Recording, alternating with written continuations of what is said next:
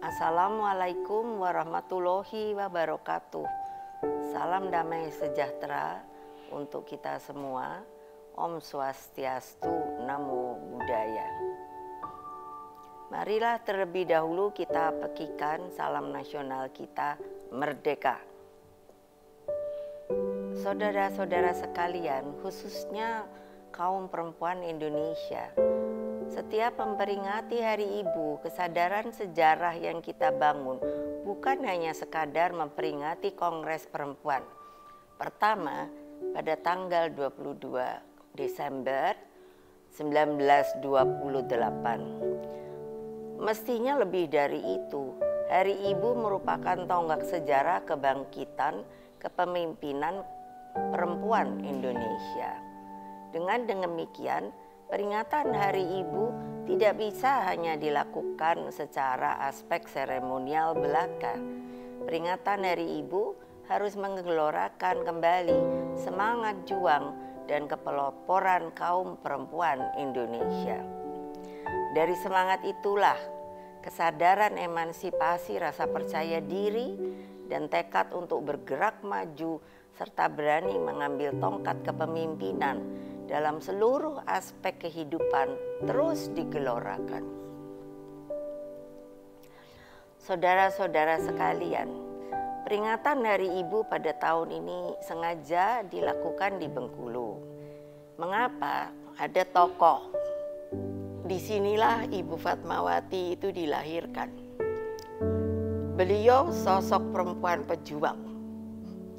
Dari keluarga tentu Sumatera, dan juga banyak keluarga beliau dari kalangan Muhammadiyah, dan perempuan pelopor dan sekaligus sosok yang berpikir terbuka, kritis, berkemajuan, namun tidak pernah melupakan kodratnya sebagai seorang ibu dan perempuan.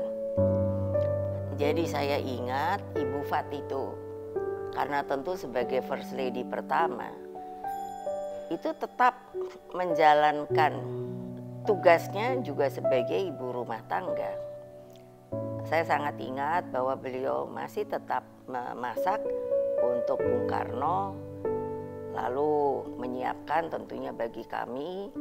Dan ketika keadaan negara tidak aman, maksudnya di Jakarta, Bung Karno dan para pemimpin lainnya diminta untuk keluar dari ibu kota dan pindah ke Yogyakarta. Jadi hari-hari itu sekilas begitu. Iya, bayangkan, saya tidak terbayang kalau sekarang seorang First Lady itu masih membuka dapur umum, lalu belanja sendiri ke pasar, memakai andong karena di Jogja ada andong, dan ikut mendengarkan rapat, lalu bertemu dengan pejuang-pejuang dari perempuan kita. Saya mengenal seorang ibu sebetulnya dari Jawa Timur. Bayangkan dia masuk laskar waktu dulu kan banyak. Sebelum ada TNI itu dibuat laskar-laskar dari rakyat yang ingin berjuang, namanya Ibu Dar, tapi dipanggilnya malah Ibu Mortir. Kenapa? Karena dia membawa senjatanya tuh orangnya memang gemuk, jadi yang dibawa tuh mortir. Lalu belum lagi yang masuk ke dalam Palang Merah Indonesia dan lain sebagainya. Kan beda jadinya, terasakannya gitu. Bahwa menurut saya pada waktu menuju zaman perjuangan kemerdekaan, semangat kaum perempuan kita itu lebih membara, mengekspresikannya. Beda mungkin karena perubahan zaman. Tetapi saya melihat semangat juang seperti ibu saya itu, seharusnya nilai-nilai itu tetap diturunkan untuk masa sekarang. Tidak hanya kalau menurut saya kita Tidak ada yang mengatakan bahwa kita tidak boleh berkiprah sebagai kaum perempuan, karena saya paling senang mengucapkan dari hukum kita, undang-undang dasar kita, bahwa setiap warga negara, artinya warga bangsa, mempunyai hak yang sama. Nah, itu menurut saya indah sekali. Karena tidak ada kan ini untuk laki, ini untuk perempuan, itu besar, kecil, kaya, miskin, tidak. Ini harus diingat oleh kaum ibu bahwa kita adalah sama di Republik Indonesia ini. Saya sering berpikir, dan juga kenapa ya, kan seharusnya bisa seperti saya. Saya ibu rumah tangga, membesarkan anak, alhamdulillah semua jadi. Lalu berkiprah di politik, banyak ibu-ibu sepertinya kesan saya mengikuti politik itu seperti tabu, tidak boleh, itu hanya buat kaum laki-laki. Itu saya bilang tidak, kita sama. Memang kita punya kodrat yang berbeda. Maksud saya, kita diberi Allah Subhanahu wa Ta'ala sebuah kehormatan menurut saya, yaitu apa? Ya, untuk kita bisa melahirkan. Nah, itu sebuah rahmat kalau bagi saya. Oleh sebab itu, ibu-ibu, tolonglah kalau memang ingin mempunyai keturunan, tolonglah keturunan itu betul-betul dipelihara dengan baik, diberi kasih sayang, diayomi. Lalu saya kan sering bertanya pada ibu-ibu, karena ada yang mengatakan bahwa ya ibu kan kalau secara agama Islam yang namanya keturunan itu adalah rezeki dari Allah. Saya selalu begini, tapi ada tapinya. Kenapa? Karena kenapa itu justru diberikan oleh Allah Subhanahu wa Ta'ala? Artinya ada komanya. Bukan hanya melahirkan, tapi harus dibesarkan, diberi sebuah kehidupan yang baik, lahir batin, pendidikan, kesehatan. Jadi bukan hanya lalu melahirkan. Nah, dalam perspektif yang saya pernah tanya, harusnya diterangkan secara lebih lugas. Sebenarnya bolehkah kita berkeluarga berencana? Menurut saya tentu bisa, karena yaitu untuk supaya kita sendiri sehat lahir batin, anak-anak kita juga sehat lahir batin. Ibu saya juga demikian, punya putra putri 5 termasuk saya.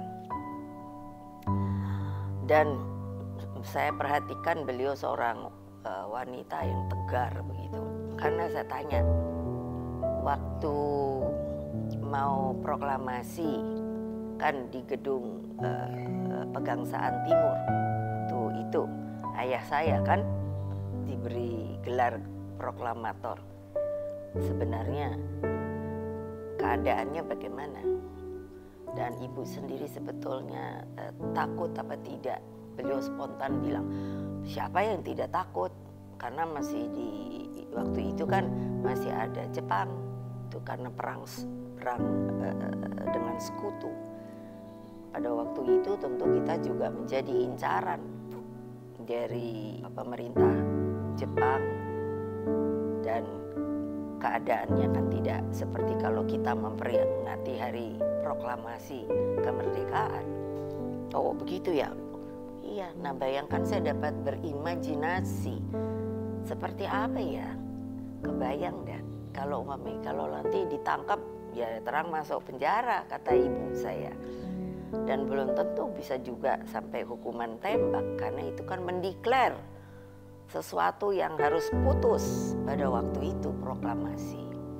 Jadi kalau kaum perempuan, mungkin saya juga sering mengatakan pada teman-teman saya yang ibu-ibu juga begitu, apa ya bedanya, apa yang membuat sepertinya kok kaum perempuan kita itu tidak kelihatan semangatnya begitu. Lalu ada yang yaitu kenapa ya berpolitik itu ibu-ibu tolong betul ini ingat ucapan saya, kalau bisa ibu-ibu ngomong kenapa harga beras mahal, kenapa harga cabai mahal, itu bagian politik loh ibu. Ibu itu sebetulnya sudah berpolitik karena di situ ada masalah ya ekonominya, ya dagangnya, ya juga kehidupan itu kan ada bagian sosialnya begitu, dan politik tentunya akibatnya itu menjadi sebuah blending dan pasti akan mintakan pasti ya tolong diturunkan harga-harga itu gitu kan. Jadi jangan dipikir bahwa kalian tidak bisa bersuara. Kalian harus pegang kata-kata yang saya berikan. Dan bukan saya loh yang buat, Republik kita. Bahwa dalam Undang-Undang Dasar itu ada alinea yang mengatakan gitu, bahwa ya sebagai warga negara kita mempunyai hak yang sama. Para ibu-ibu, saudara-saudara sekalian, semoga melalui peringatan Hari Ibu di Bengkulu ini kita bisa mengambil saripati seperti tadi yang saya katakan, seorang wanita, Ibu Fatmawati, dan menggelorakan kembali dengan semua aspek yang tidak ada batasannya bagi kaum perempuan, sehingga kita dapat membesarkan anak-anak kita itu dengan baik. Sedih saya kalau melihat seorang ibu begitu, lalu saya kan sering ke daerah, nanti saya selalu pegang tangan anak-anak itu. Jadi kan saya biasanya apa, saya pegang tangannya dan apa, saya tekan, lalu saya beginikan kulitnya. Lalu kelihatan sekali kulitnya itu apa ya, tidak kenyal. Nah, saya langsung di sini dalam hati saya, aduh ini anak kekurangan gizi. Makanya kenapa program pemerintah sekarang itu meminta untuk meniadakan yang namanya stunting. Stunting itu tidak bisa lagi tumbuh bagi anak-anak dari setelah berumur, karena itu 1000 hari setelah dari kehamilan sampai kelahiran. Tolong sekali ibu-ibu, kalau mungkin mendengarkan apa yang saya katakan ini, karena ini buat kita semua dan ini untuk masa depan bangsa. Sekali lagi, selamat Hari Ibu dimanapun kalian berada, dan mari kita masukkan nanti acara Hari Ibu yang di Bengkulu melalui pertanyaan. Apa yang perlu kita contoh dari seorang Ibu Fatmawati? Bangkitlah kaum perempuan Indonesia. Merdeka. Wassalamualaikum warahmatullahi wabarakatuh. Om Santi, Santi, Santi Om.